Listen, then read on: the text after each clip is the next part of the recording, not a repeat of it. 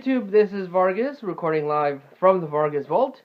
Back again with you all with another collection pickup video, but this time it's going to be comic books. Got a chance to go for some Christmas shopping. Didn't get everything I needed, but I was able to buy most of the stuff I needed for my Christmas shopping. So did that, bought a few things here and there, nothing to share, just, you know, things we needed for the house. But was able, let me just move the camera, because I'm getting some weird whiteness here. Was able to go to the comic shop and clear out everything I had there. Got my Christmas bonus, and I had to clear out everything I got. So, yeah, there's not that much, because I have cut down. It's surprising how much you actually get when you drop a couple of titles. I dropped Spider-Man. I decided to drop Spider-Man Renew Your Vows. I'm just done with Spider-Man. I actually preferred Renew Your Vows. I thought that was the better series. But no, I got through with that, and I'm gonna drop some more titles that I'm gonna talk about. But I wanted to give the comic book video a different look. Usually I'm behind the camera talking about the comic books. This time I wanted to change things up. So first off, got Action Comics issue 991, and it has one of those lenticular covers. Superman bound, and then BAM! Superman! BAM! And so it's like, oh, I have you bound. But BAM! Shit, he broke free. And this ends the Oz Effect storyline. It's a gimmick. It's $1 more for the gimmick, but I actually like these little lenticular cover things. And of course, Jor-El was revealed to be Mr. Oz. Everyone and their mother was betting that Mr. Oz was going to be Ozymandias from Watchmen, but turns out it was Jor-El. So, yeah. And then in Action Comics 992, you have the Aftermath, no lenticular cover this time. Superman's trying to figure out what's happening, you know, how Jor-El turned evil, what made Jor-El turn evil, and it's pretty heavily hinted it's Dr. Manhattan. Somehow he's messing up with the DC universe. And yeah, so the Action Comics is really close to reaching 1,000, even though they did the renumbering before. But yeah, had this for months in my file, but picked up Astonishing X-Men #1, the second X-Men book I get. The X-Men are of course my Marvel team. They're well, I don't own them, but they're my favorite Marvel team. Followed by the Fantastic Four, and then the Avengers. I like the Avengers, especially the Cinematic Universe Avengers, but the X-Men have always been my go-to guys. They're my #1 team.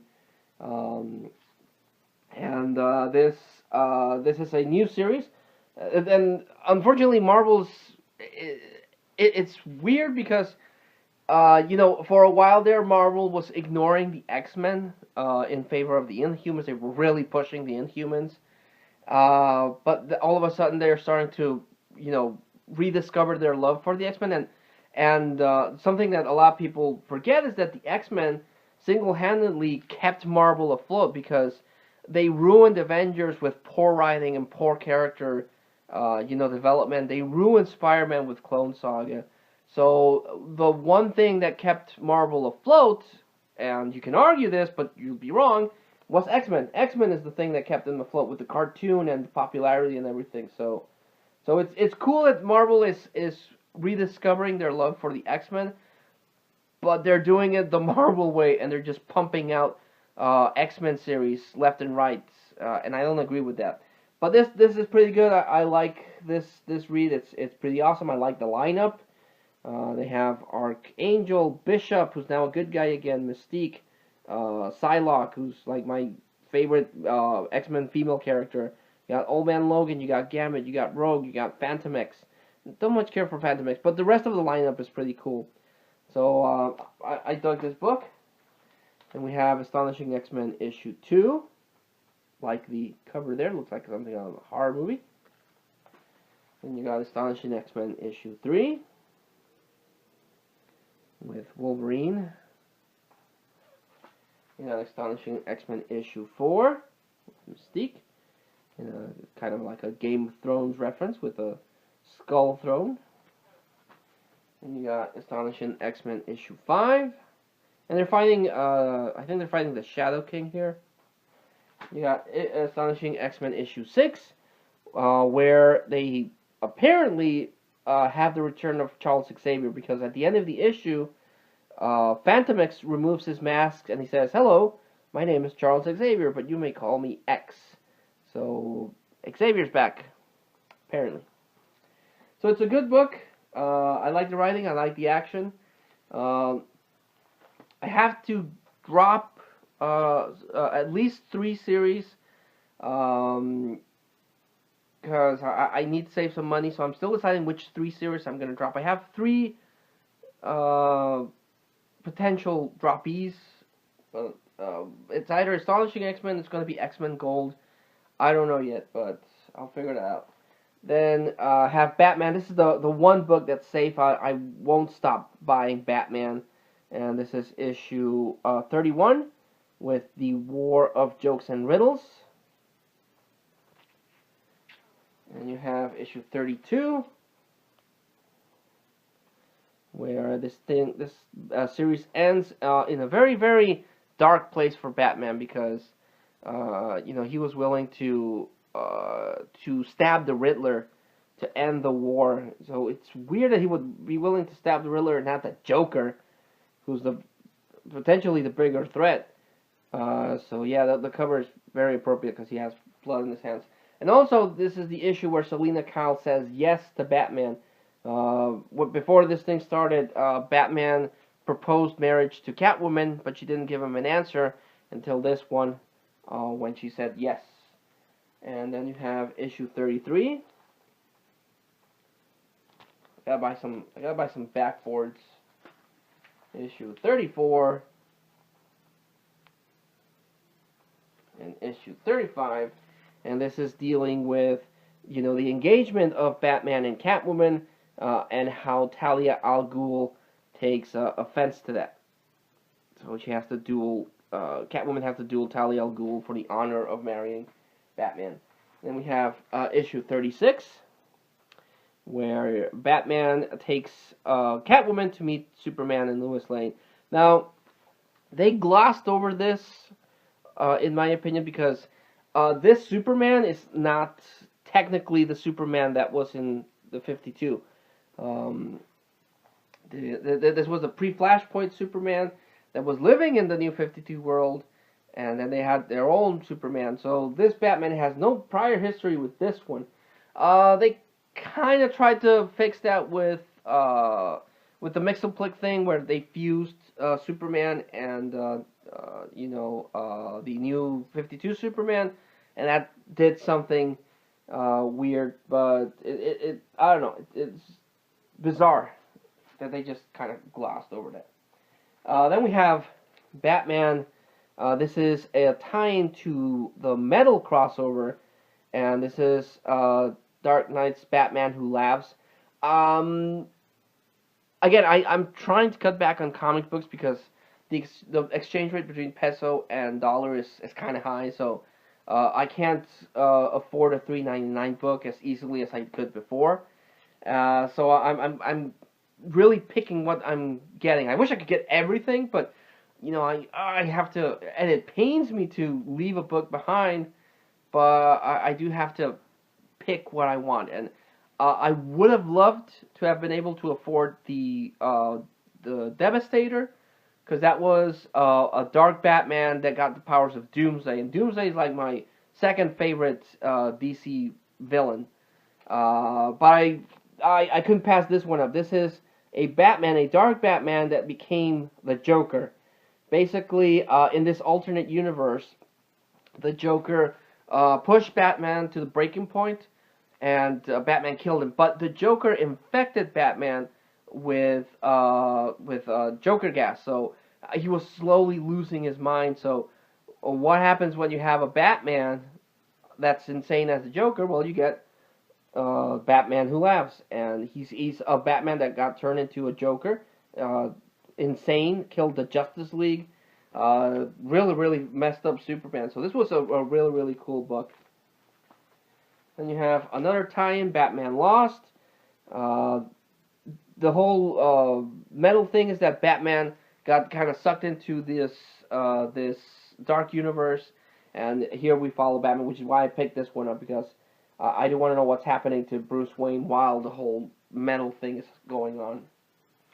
And then I couldn't pass this one up, so this is Batman Teenage Mutant Ninja Turtles 2. And you have another crossover between my favorite characters, the Batman and the Teenage Mutant Ninja Turtles. So I couldn't pass this up. It's only a 6-issue miniseries, and it's Batman and the Ninja Turtles. I mean, I never thought in my wildest dreams that they would ever do this, much less to a sequel. Well, actually, this would be the third one. But this is a sequel to Batman Teenage Mutant Ninja Turtles, because the other one that they released is Batman meets the Teenage Mutant Ninja Turtles Adventures. That was the animated Batman meeting the animated Teenage Mutant Ninja Turtles. This is the comic book Batman meeting the comic book Teenage Mutant Ninja Turtles. So this is pretty cool. And we picked up Justice League 29. Justice League 30, and Justice League 31, which is the whole the fallout of the whole Children of the DC Justice League coming back through time to stop an event. So yeah, this is the conclusion to that. And then you have two tie-in books to Metal, Justice League 32. And Justice League 33. Now, Justice League, unfortunately, is one of the books that I dropped next with Amazing Spider-Man. I wanted to get the metal crossovers, but you know, it's I have to drop books. I don't want to. Again, I wish I didn't have to, but I need to drop books, because I can't afford it. Like I mentioned before, it hurts. It hurts really bad that I have to do this, because comic books, along with movies, along with video games, are my three major passions.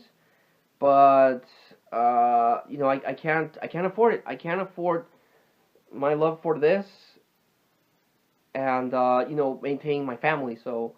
I don't want to give a comic book completely, but I do have to thin out what I'm getting. It's tearing me apart! But I have to do it, and for me to be able to at least maintain the comic books, I have to thin them out. So Justice League, unfortunately, is the one of the books that got the axe, and it sucks, but I gotta do it. I gotta do it. Picked up Doomsday Clock, with a nice lenticular cover that's... okay, there we go. We got Rorschach, and then the Justice League. And this is what Rebirth has been building up to, a fight between the Justice League and the Watchmen. A lot of people think this is a bad idea, because Watchmen was such an iconic, legendary miniseries. And, you know, having DC mess this up is, you know, getting people mad. A lot of people didn't like the prequel books. I like the prequel books. DC did get a lot of really good, talented writers and artists to do that. I didn't like all of them, but I liked the prequel books. And the Dr. Manhattan one went up in price because, you know, he's going to be the new big bad for this event. And it starts with this, the Doomsday Clock, where you're going to have the Watchmen and the DC Universe face off. And we have Simpsons Comics issue 241, where, you know, taking a stab at Marvel, who's, you know, introducing all these female characters, replacing their male characters. Some of them work, like X-23 becoming Wolverine. I adore that idea because she became a legacy character. Jane Foster becoming female Thor, that's hit or miss. The Iron Man thing, that one doesn't, that one doesn't make any sense. They didn't give the character that replaced him any time to actually earn the role. So I was taking a stab at that. Bongo Comics did this where they're trying to introduce a female radioactive man as radioactive woman, but they choose I forget I don't know if that's Patty or Selma, but yeah. Now, unfortunately, and this one hurts because this is my only comedy book. It's the book that, if I want to laugh, I read a Simpsons book. But this is one of the books that I'm gonna drop. Either I drop both X-Men books, or I drop Simpsons comics and an X-Men book. Because I need to drop 3. I've crunched the numbers. I have to cut back on movies. I can't buy any movies anymore, and I haven't bought a video game in a while. At least not a new video game in a while. So I do have to cut back, and unfortunately, Simpsons comics is one of the books that I need to cut from my pull list. I can't do it. Picked up Star Wars issue 37. I don't know why this one was a lot more expensive. It's a $4.99 book. It's not thicker. It's not an anniversary book. Just Marvel decided to screw it. We're gonna charge more. Star Wars 38. Now this one is interesting because this takes place in Jeddah, which is the Jedi city that got destroyed in Rogue One. So they're tying in Rogue One to the Star Wars here. So travels there trying to look for answers in that planet. And also picked up issue 39. And I picked up the third annual. Now, this is another book that I'm going to unfortunately have to drop. Like I said, I have 3 books in my crosshairs. One was Simpsons. The other one is Star Wars, and I don't want to do this one either. But again, I either give up Star Wars and Simpsons comics or the 2 X-Men books, but I can't afford my lovely comic books, and that sucks. Picked up Superman issue 32 with a battle against Deathstroke. Out of order. Superman 31. The first part of the Deathstroke thing, and then issue 32. Then we have issue 33, which is the start of the Imperious Lex storyline, where Lex Luthor is trying to maintain control of Apocalypse, but of course, inevitably, the Superman family gets thrown into that conflict. So we have issue 33, issue 34, with Lois Lane there. I like the Superman book because they're handling the family dynamic really well. And issue 35. Now, issue 36 actually did come out, but it wasn't on my pull list. I don't know why it wasn't there. I didn't realize it until I got home. But I sent an email to the comic book shop and said I missed issue 36, and I'm hoping they'll be able to put it on my file. Now, like I said, I need to get rid of 3 books. So I'm debating whether or not to get rid of Superman or Action. Originally, I was going to keep Superman and get rid of Action Comics, but Action Comics is like this close to reaching 1,000. So my plan is to keep buying Action Comics until they reach 1,000. Once they reach 1,000, that should be around the time that they end the Doomsday Clock. So they'll change, writer, artist, and everything. So they'll start with something else in 1001. So that's the time I can drop Superman. But, Action Comics, and I'll keep Superman. Or I'll drop Superman and I'll keep Action Comics. But I need Action to reach 1,000. And I picked up X-Men Gold. This is issue 15. a crossover with the Mojo first thing. Then X-Men Gold 16, where they travel to the negative zone. And X-Men Gold 17. Now, again, I'm debating which X-Men book to drop. I need to get rid of 3 for now. And that's Simpsons Comics, Star Wars, and I need to decide if I'll drop X-Men Gold or X-Men Astonishing X-Men. So I'll decide. One of the books that is safe is Wolverine. The only books I know for sure I'm not going to get rid of are Batman and Wolverine. Especially All New Wolverine. Because I really, really like the idea of X-23 becoming a legacy character and following the mantle of Wolverine. And in this one, her and Wolverine's son Daken are trying to fight these people that are trying to get the Muramasa blade, which is a blade forged of Wolverine's hate that can cut anything and can stop healing factor. So a big threat for X-23 in this one. But X-23 is safe. I'm not getting rid of X-23. Also, Old Man Logan. Picked up Old Man Logan issue 30, concluding the fight between Old Man Logan and the Maestro. And a new story arc in Old Man Logan 31. Now, Old Man Logan, if I'm honest, his days are numbered. Because they introduced the 616 Wolverine back into the Marvel Universe. So I don't think they'll have, an old version of Wolverine if they brought back the new version of the younger version of Wolverine. So somewhere down the line, this is going to get canceled. I can pretty much guarantee that once they start pushing young Wolverine, Old Man Logan is going to be killed off somehow. So that will take care of that. This will cancel. But I'm not getting rid of Wolverine. If this gets replaced by 616 Wolverine, I'll still be buying Wolverine. But I hope this gets replaced by Wolverine and not this. I hope that when they do bring back young Wolverine, they don't get rid of X-23 Laura, because I really, really like this idea, and they've been doing it really well. So, yeah. Like always, I like to recommend the standout books of the haul. Like I do with my movies, I like to recommend the stuff that, stands out the most. And I am going to recommend, as soon as I can get to it,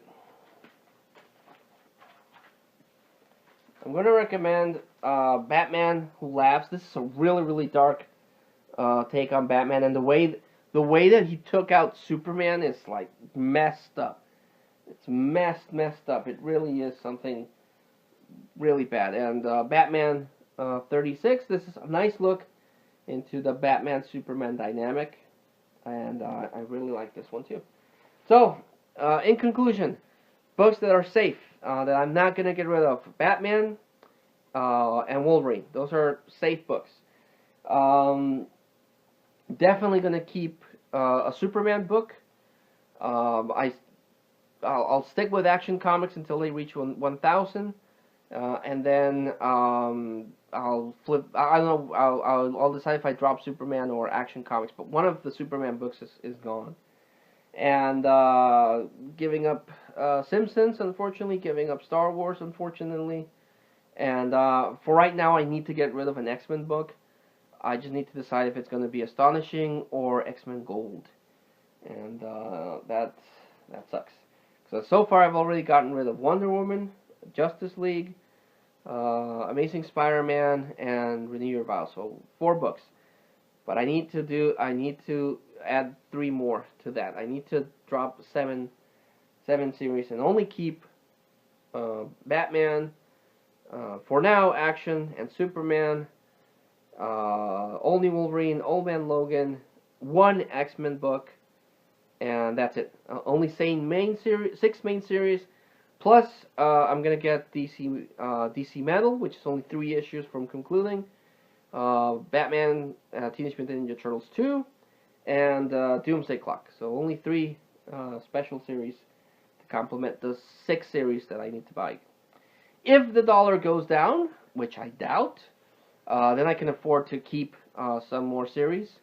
But the way things are going in the world today, I need to prioritize saving some money for my family. So again, it sucks. It sucks so bad because I love comic books. I love reading comic books. I like collecting comic books.